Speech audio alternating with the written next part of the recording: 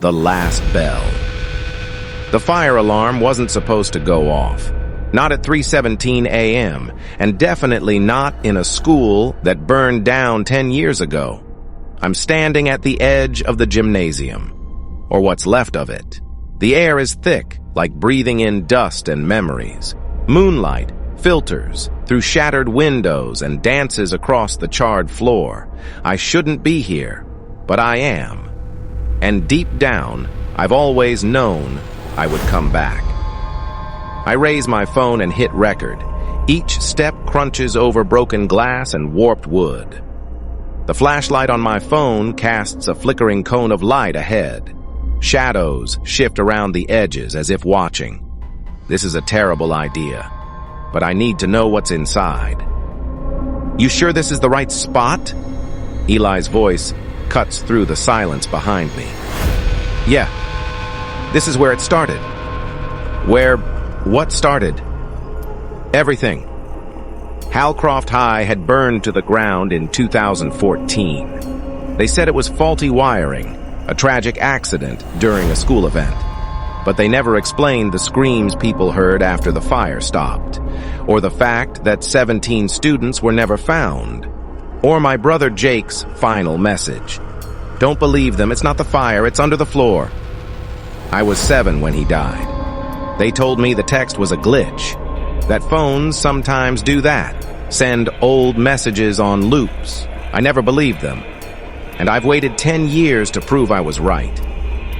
We make our way through what used to be the cafeteria. Mold creeps across the ceiling. Flies buzz around something rotting in the corner. Something too big to be an animal. Jesus, Eli mutters. Why'd you drag me into this again? Because you owe me for the car. That was a scratch. On your dad's new Tesla. Fine. He's joking, but I know he's just scared. So am I. We pass the old auditorium. The doors hang crooked, melted plastic clinging to metal hinges. I shine my light through the gap. Rows of chairs untouched by flame. A stage with a single bell hanging from the rafters. What the hell? That wasn't here before. It was. You just never noticed. The bell looks wrong, ancient, rusted black.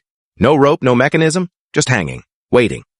We push on deeper into the west wing. This is the part that supposedly collapsed, but now it's intact, untouched, almost new. I don't like this, Eli says. This isn't just Urban Explorer creepy, this is something else. I know. We enter a hallway lined with lockers. Clean, shiny, undamaged. The fluorescent lights above flicker on, one by one. My phone screen glitches for a moment. I feel warmth hit the back of my neck like someone breathing there. I whip around. Nothing. A bell rings once in the distance. I freeze. Did you hear that? Yeah. Eli looks pale. Dude. That was real? I swear to God that was real. We move quickly now, adrenaline masking our fear. I follow the path my brother must have taken that night. Every corridor feels longer than it should, like we're walking in loops. Finally, we reach it. The staircase under the school, hidden behind the janitor's office. My heart starts to race. I thought this was blocked off, Eli says. It was. In the real world, the door swings open with a low groan. Cold air rushes out, unnatural and wet, like a basement that hasn't seen light in decades. We descend.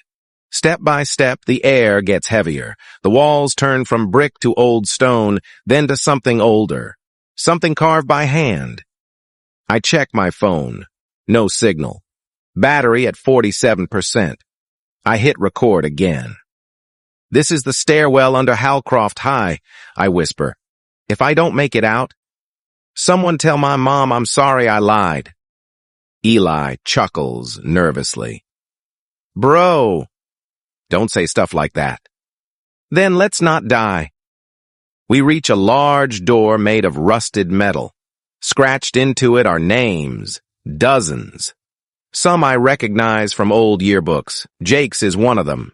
A faint whisper echoes from behind the door. Not words, just pleading. We push the door open. Inside is a vast underground room, like a forgotten temple. Stone pillars reach up into blackness. At the center, another bell, taller this time, its surface covered in handprints, burned into the metal. "Dude, do you feel that?" Eli's voice trembles. "Yeah, like the air is vibrating." We approach the bell. I step around it, behind it, carved into the floor. Only one may leave when the bell tolls. "What the hell does that mean?" Eli says. "I think it's a rule." "A rule for what?" That's when we hear it, a soft weeping echoing through the room. I lift my flashlight and aim it into the corner, a figure, small, hunched, rocking back and forth. Jake. I know it's him. His jacket, his hair, he lifts his face. It's hollow, like it's been carved from ash. "You shouldn't have come," he says. "Jake?" My voice cracks. I thought you were—" "You need to go. Now." "I came to get you." "You can't." The room begins to shake. The bell sways slightly, though no one touched it. Eli grabs my arm. "We're leaving. Right now." But the door is gone. Where it once stood is a stone wall, and from the shadows other figures begin to emerge. Teenagers, some burnt, some not, all pale, hollow, weeping. "The ones who rang it," Jake says. "They wanted to leave. Only one did." The bell tolls. Once. Loud. Deep. Final. All the figures scream in agony. They rush forward. I grab Eli. We run. Not knowing where, just away.